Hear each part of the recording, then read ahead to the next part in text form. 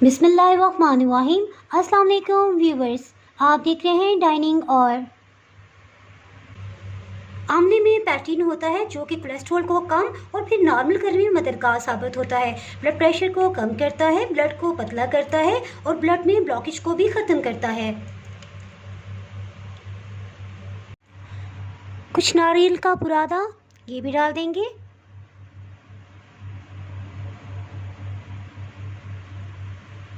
ये मैं आपको टेस्ट करके बताती हूँ।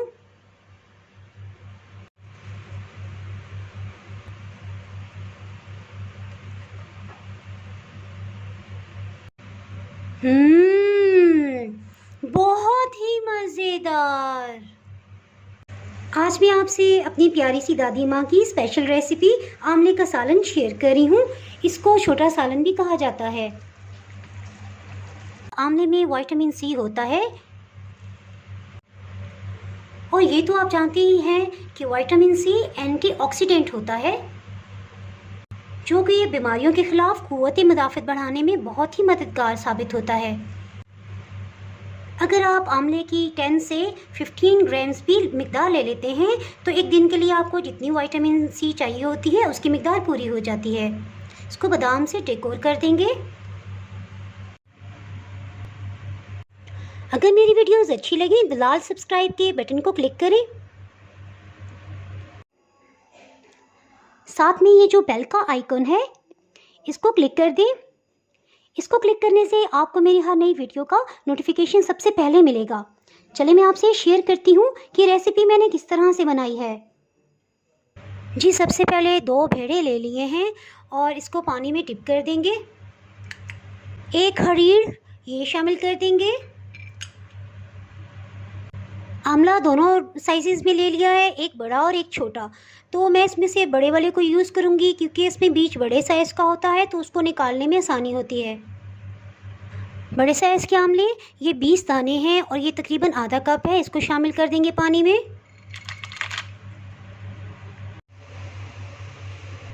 जी 10 मिनट हो चुके हैं। इनको इस तरह से अच्छे से मिक्स करेंगे ताकि इसकी सिलवटों में भी अगर किसी किस्म की मिट्टी की ज़रात हैं तो वो निकल जाए।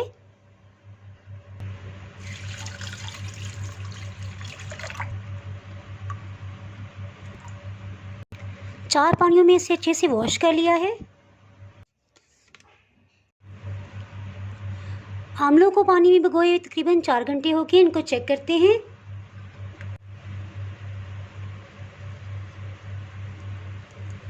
ये बहुत नरम हो गए हैं। इस तरह से इसे खोल लेंगे और गुठली को बीच में से निकाल लेंगे।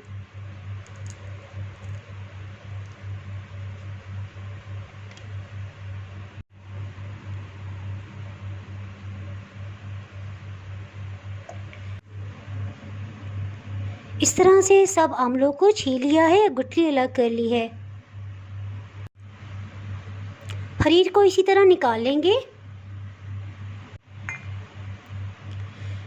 इसको ग्राइंड नहीं करेंगे। जब सालन की ग्रेवी तैयार हो जाएगी तो उस टाइम पे हम इसे शामिल करेंगे। इसके साथ ही भेड़ों को बाहर निकाल लेंगे और इन्हें कटिंग करेंगे।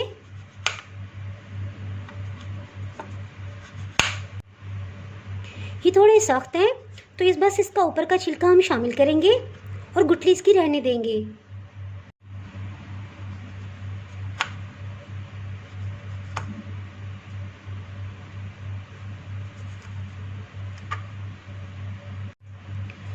भेड़े की गुठली काफ़ी मोटी होती है। इसको इस तरह से निकाल लिया है और इसके गूदे को चॉपर में शामिल कर देंगे। जिस पानी में इसे भिगोया था वो पानी इसमें शामिल करके इसे ग्राइंड कर लेंगे। इसके लास्ट में ये जो ज़रात हैं वैसे तो हमने बहुत अच्छे से वॉश किया है लेकिन एहतियातन हम इसे शामिल नहीं करेंगे। इसको 1 मिनट के लिए ग्राइंड कर लिया है।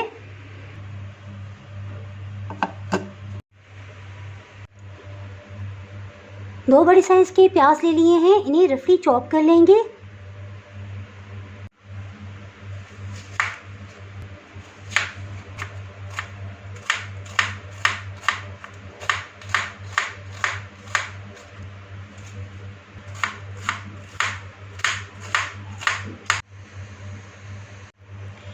इसके साथ ही मीडियम हीट पे एक पैन को रख लिया है, इसमें आधा कप कुकिंग ऑयल शामिल कर देंगे।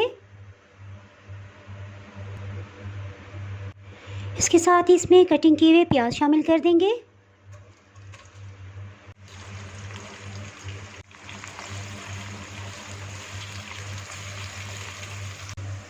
अदरक 2 इंच का टुकड़ा है और लहसुन 3 पीसेस ले लिए हैं, इन्हें ग्राइंड कर लेंगे। प्याज को फ्राई होते हुए तकरीबन 6 मिनट हो चुके हैं। इसके साथ ही इसमें 1 खाने वाला चम्मच भर के लहसुन अदरक का पेस्ट शामिल कर देंगे। 2 मिनट हो चुके हैं लहसुन अदरक डाले हुए और ये आप देख सकते हैं कहीं कहीं से प्याज लाइट गोल्डन हो रहा है। इस स्टेज पे टमाटर को भी शामिल कर देंगे। ये दरमियानी साइज़ का एक टमाटर था, छिलका उतार के मैंने इसे कटिंग कर लिया है।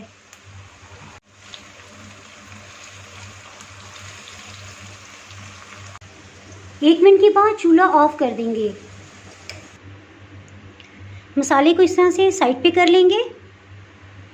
ये आप देख सकते हैं कि मैंने चूल्हे की टेक के साथ इसको टेढ़ा करके रखा हुआ है ताकि ऑयल प्याज और टमाटर से थोड़ा अलग हो जाए।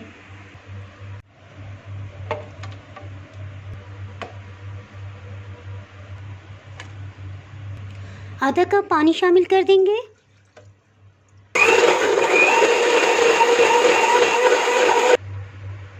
इसके साथ ही पैन के नीचे बिल्कुल लो हीट ऑन कर लेंगे। नमक 1 चाय की चम्मच, सूखी मिर्च पाउडर 1 चाय की चम्मच भर के, आधी चाय की चम्मच हल्दी, 1 खाने वाला चम्मच भर के अधकुटा खुश्क धनिया, ये फ्रेश ग्राइंड किया है, इसकी बहुत ही अच्छी खुशबू आएगी। लो हीट पे 1 मिनट तक के लिए इसे भून लेंगे। 1 मिनट के बाद इसमें प्याज और टमाटर का पेस्ट शामिल कर देंगे।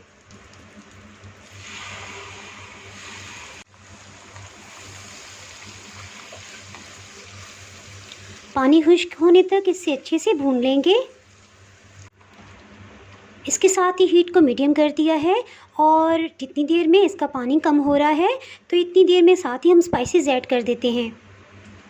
सौंफ 1 खाने वाला चम्मच, फ्रेश ग्राइंड काली मिर्च पाउडर 1/4 टीस्पून इसे शामिल करेंगे। सफ़ेद ज़ीरा आधी चाय की चम्मच। इसको एक दफ़ा अच्छे से मिक्स कर लेंगे।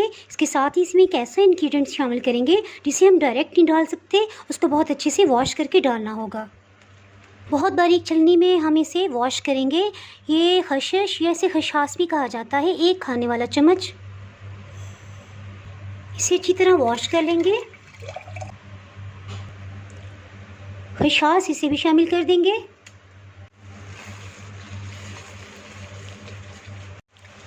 नारियल का बुरादा 2 खाने वाले चम्मच,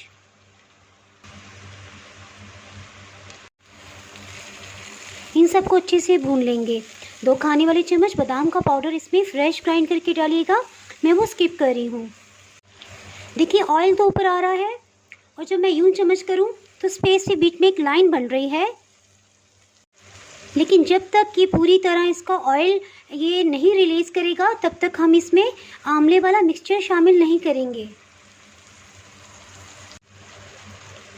इस स्टेज पे इसकी बुनाई बहुत ही ज़रूरी है और इसी से टेस्ट डेवलप होगा। इसमें आंवले वाला मिक्सचर शामिल करते हैं।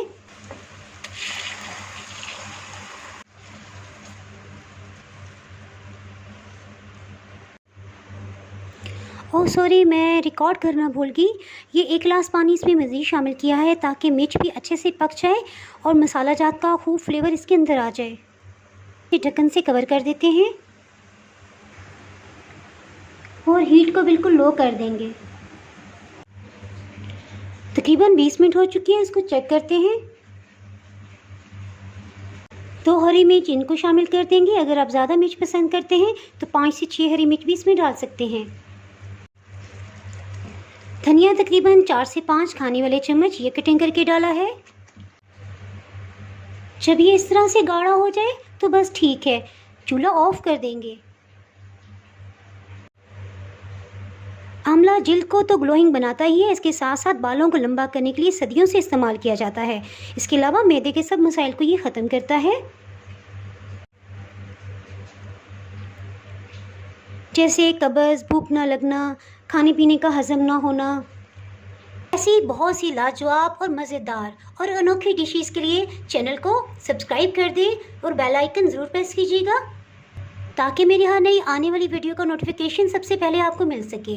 आपने इसको ज़रूर बनाना है और फिर मुझे कमेंट सेक्शन में बताना है कि आपको इसका जायका कैसा लगा। दुआओं में याद रखिएगा। इसके साथ ही मैं इजाज़त चाहती हूँ। अल्लाह हाफिज़।